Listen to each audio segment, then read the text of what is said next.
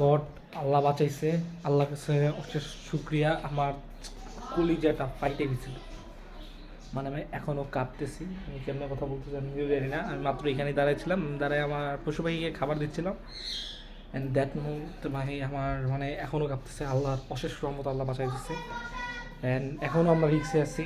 আমি আল্লাহর কাছে মাফ চাই, আল্লাহ যদি কোনো পাপ করে থাকি আল্লাহ মাফ করে দিও আল্লাহ।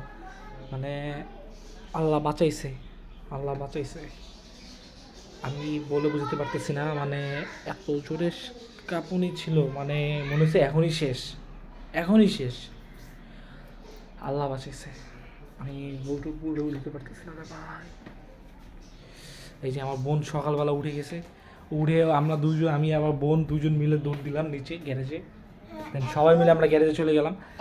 কিন্তু তারপরেও আমার টেনশন ছিল উপরে, কিন্তু তাও আমি আমার হাতে একটা আমার পাখি নিয়ে চলে গেছিলাম। অ্যান্ড আমি বুঝতেছি না আমি কেমনে বুঝাবো, মানে কি করব না করব বুঝতে পারতেছি না। মানে এত ভয়ঙ্কর ছিল বিষয়টা, আমি বুঝতেছি না। আমার এরিয়া, আমাদের ঘরের সব কিছু নড়ে এদিক দিয়ে ওই দিক হয়ে গেছে। অ্যান্ড আমি বলে বুঝতে পারবো না। অ্যান্ড আমি এতটুকুই বলবো, আল্লাহর কাছে সবাই দোয়া করেন, আর সবাই দোয়া করবেন, আর সবাই সাবধান থাকবেন।